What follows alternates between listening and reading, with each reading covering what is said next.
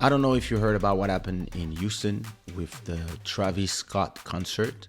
I wanted to give my opinion on that as a performer. So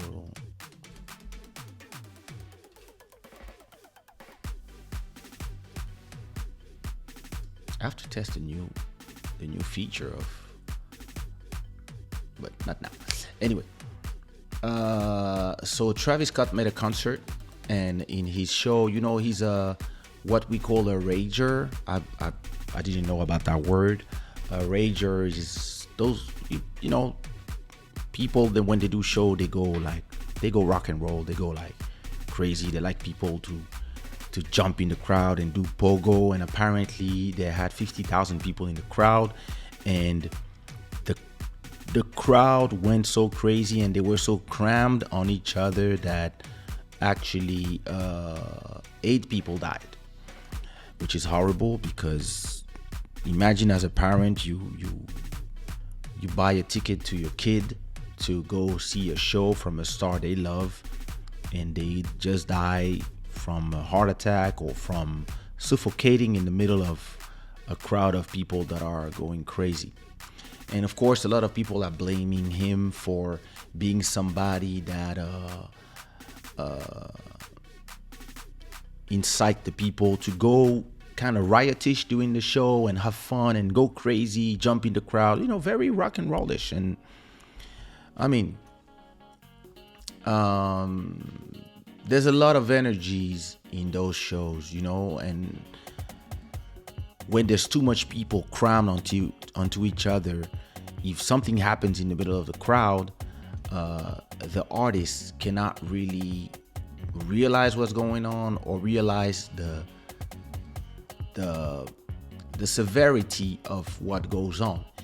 And now everybody is pointing fingers and telling him that it's because he tends to have this energy when he does shows, and when he tells people to go crazy and to jump and to rage, and yeah, it's tragic. It's very tragic. I can't imagine the sadness of the parents. Like when you have kids. When you have kids, you actually are scared your whole life, because when they're babies, they are vulnerable. When they in their teens, they're vulnerable from all type of crazy people. And when they become independent, they can go to a concert or meet all the crazy people in the world, or take risks themselves. And I've been in shows with lots of people in the crowd, but I've never been a crowd guy. So me, when there's a big show, even up to, I remember going to Arrested Development back in 92, I was not in the front. I tend to always try to be either on the side or sitting somewhere, unless there's a VIP where there's not a lot of people. I try not to be in the middle of the action, I guess, where everybody's crammed and the music is loud, etc. I prefer always being on the side. And but I want to see this from the point of view of a performer. I don't know if you remember this show that I did in Cape Verde. It was the Strela Festival. It was in Cape Verde. Let me see. And it's very interesting because it kind of reminds me of that, So I'm ready. What's up? I had that crowd of 60,000 people, right? And I was performing. And at a point during the show, so let me find it.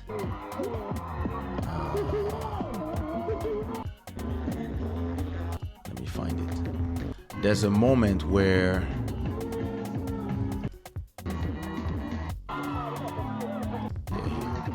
Yeah, here, you see, there's a moment here where I'm performing, and look at the kid here, right? Look at the two kids here. And at a point, the whole barrier of security collapsed. But look at those two kids.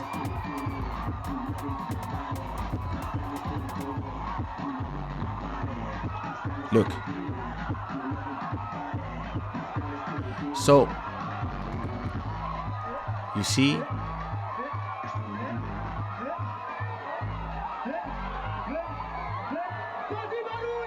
so look, I'm here. I'm even more excited, and everybody's excited. And then police comes, and they cut they finish they finish the show, right? So while we were performing on that day,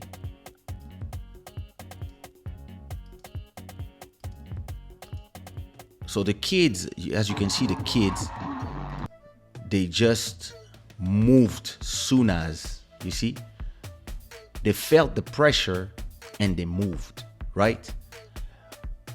And while I was performing, to me, it was the best show of my life. It was amazing, right? I was super happy. Oh my God, we killed it, etc. We performed around 2 or 4 p.m. I don't remember. But then we passed on the news. And when we passed on the news, some TV stations were saying, oh, this was crazy, etc., etc. But then they start talking about people being injured. And they start talking about broken legs, about bruises. And then I remember seeing that video when I was looking at my images from the hotel. And when I saw the two kids, I didn't realize that they had the reflex of pulling out before everything collapsed. So the first time I saw the image, I didn't see them running. I just imagined that they were under the crowd. And listen, I got horrified. And I asked to go to the hospital to see the people. And then I met the mayor of Praia, Cape Verde. And the first thing I asked him, because he was super happy about the whole thing, but the first thing I asked him was, is everybody okay? And he told me, oh no, everybody's fine. Somebody, because I was like, oh, I heard somebody broke their legs. They were like, no. Most people had some bruises. The people that were in front, some people that fell, contusions and stuff, but nothing major. So no kids were injured, no, etc. But for a good 1 hour before meeting officials, I got super scared because you cannot imagine how it feels when all you do, and I'm not here to defend Travis Scott. I'm not here to blame him. I'm just here to give you the point of view of a performer. When you are a performer, what is the most important for you is the show, is the performance. And where you are, when you are in the trance of performing and in the trance of the connection with the public, sometimes you don't realize what goes on. And it can be a crowd of 50 people, 100 people, or 100,000 people. When you have a crowd of 60,000 people, which was the same crowd as that show, and so that show that I just show you was a show of 60,000 people. That was the number of people that were on that beach. And you see, when the barrier collapsed like this, everybody that is in the front can actually be pushed or stepped on by the people who are in the back. And the police of Praia did a great job, because as soon as it came down, they all came. You can see here, they all came and they say, stop the show, stop the show. You see, to prevent people from, you see, going. And even the cameraman, they just took me and put me back there and made sure that everything went up so we could continue the show, because the show was not even finished. We still had like half an hour of show. And then after that, when we made sure that everything was fine, we continued the show. But at that moment, you're not really asking yourself if people are fine, etc. For you, it's just like, oh, what a moment. I mean, I remember that's what I was thinking at that time. And only afterwards, when I heard that there were injuries, and listen,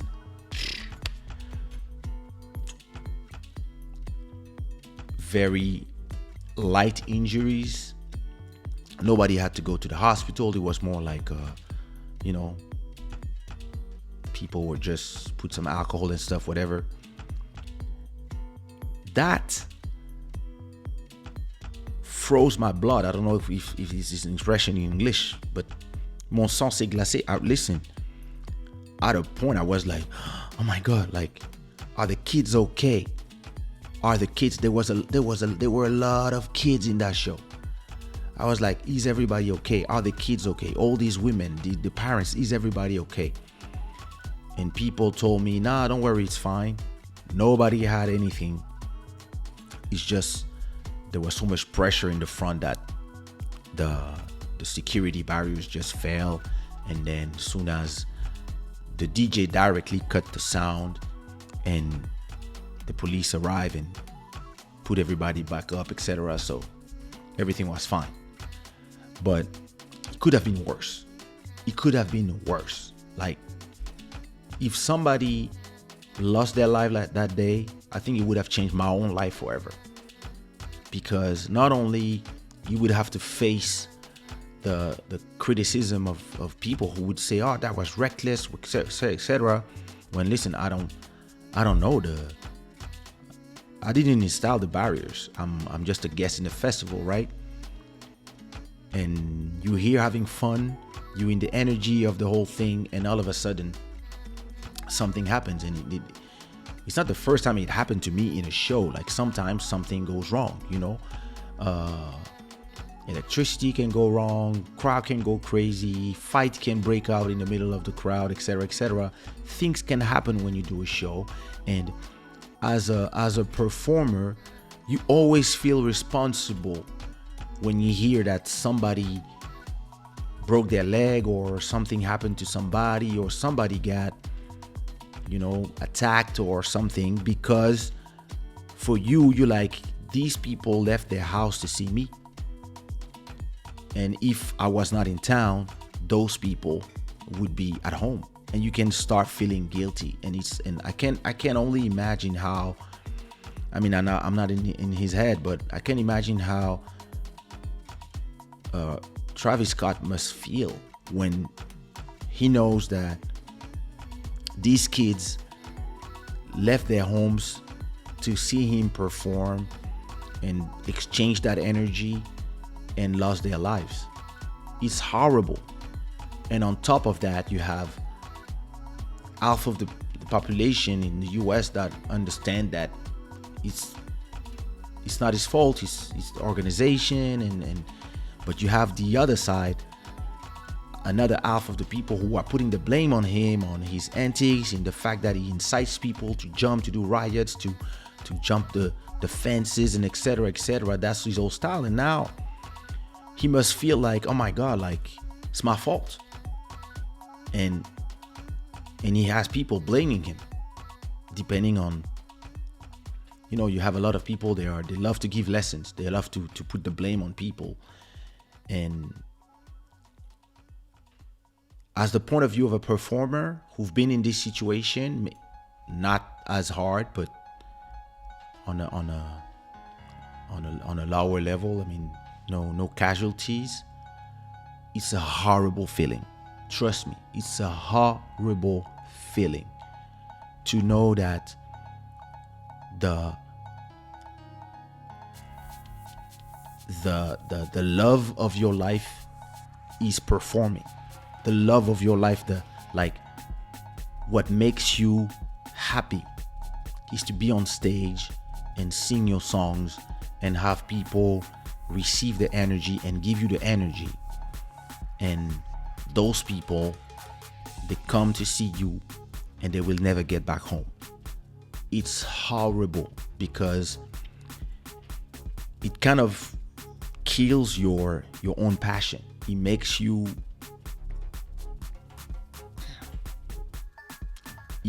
feel like horrible to feel that this is what I love to do, and because of the things I love to do, somebody who's my fan came to see me and now their parents are grieving. And I think there was, I don't remember the age of everybody, but I think there were some 13 people hospitalized. The dead range from 14 to 27. Yo, this is a horrible feeling. And listen, I'm rest in peace to all the victims. It's tragic, and all my prayers to the families, and listen, prayers to Travis Scott as well, who must feel horrible. You know, it's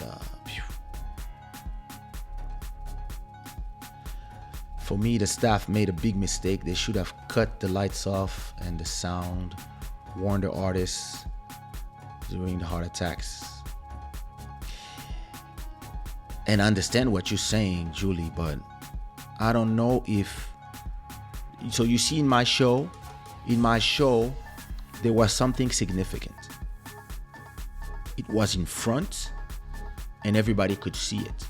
So when the barriers collapsed, you've seen like all the police arrive, right? They all arrive and you see one of them doing like, telling the DJ, cut the show. And the DJ himself is seeing what's going on. So we could cut everything. The problem is that in the Travis Scott situation, those situations are happening in the crowd. So I don't know if when you are on stage, sometimes you don't see nothing because you have the lights, you have everything. So you see the crowd, but you don't really see the crowd. So you might see somebody, just one person fainting. And when you see one person fainting and security taking them, you continue your show because you don't really understand the severity of what's going on. And I don't know if in a crowd of, so I'm gonna show you my show again.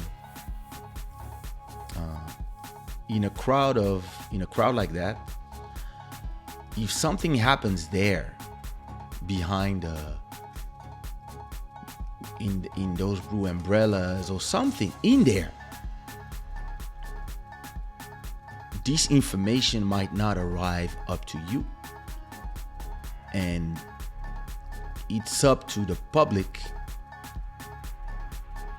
They are the only people who really can do something, which is stopping the dance and making sure those people are taken care of. But if all of them are in trance or on drugs or whatever they are just busy going crazy on the song, and the artist cannot really realize. I've been in situations where there was a fight during a show, and I would tell the DJ, cut the music, and security there because I see it, right? Or maybe I see a fight breaking up, but I see that the security is taking care of it already, so I continue the show. And I make sure that the people who are getting their attention pull their attention back to me. And sometimes, yeah, what's going on is too complicated and it's in the front and whatever, and you tell the DJ, hey, cut that. And you tell the security, hey, here. It just depends. But that's when you see it. It's different when you see it. But if something happened in that crowd, in the middle of it, I wouldn't know, because all I was seeing was a bunch of people jumping and a bunch of people singing, and it's loud, and you cannot hear somebody saying out there in the middle, help, or something is going on. It's really the people in the middle have to have that responsibility to make a crowd and maybe take the person who collapsed and take them to the nearest emergency place, and then emergency have to be able to respond quick and see what's going on. Maybe, I don't know, drones, whatever. But listen, on that show, if what happened like in the middle, I don't know if the show would have stopped. I have no idea. And that's where it's kind of easy to blame people. I mean, there's going to be, of course, it's going to be, we're going to see what everybody can learn from this, and what the people who organize the show, who is to blame for the death of these kids and adults. But yeah, it also depends what kind of crowd you have, because my crowd is a crowd of people who come to listen to love songs. So they might jump on one of those songs, but usually they're more enjoying and yelling and and dancing kizomba. So it's not a show where I'm just like going crazy and I'm on drugs and everybody's on drugs. So I don't know, like a lot of these people, they go to those shows and they are in trance and they're doing pogo and etc. And I know that in the heavy metal rock and roll shows, a lot of times some of them are when they do the pogo and somebody faints, a lot of these crowds are very disciplined, and whatever, if somebody is not feeling well, like they will take them and somebody will make sure that there's the possibility of them going to the security or the health, and or they make them come in front, like if it happens in the front, somebody take them and then move them to the front so that they can be taken care of by the first responders. But apparently, from what people are saying, from the witness, whenever somebody was falling, people would continue jumping on them, and because everybody was in that trance and on drugs, and then yeah, I heard also that there were some people injecting drugs into people. Like, come on, like this is crazy. Like, people are crazy. It's a show. It's supposed to be a show, and you have people, they go there to inflict harm on other people, and they think it's funny. Listen, there's a lot of crazy, sick individuals in this world, and I believe that the blame is to be shared here. Listen, we'll see what everybody learns from this, but listen, from the point of view of a performer, it's something that I wish on nobody as an artist, to know that somebody died at your show. I'm trying to remember what it was, but I remember doing a show where something like worst happened, but I don't really remember what it was. But I remember that it was not something that was really because or during the show, but I think I was somewhere in Africa, and something happened to somebody, and I heard after the show, and I was horrified, like, because you feel it for you. It's like, oh my God, like those people could stay at home, but they came because of me. Imagine how you would feel, Somebody left their home, their kids or their parents, and they came to have fun, and you came to give them good energy and to go crazy together, whatever. And after your show, somebody tells you, oh, 8 people died.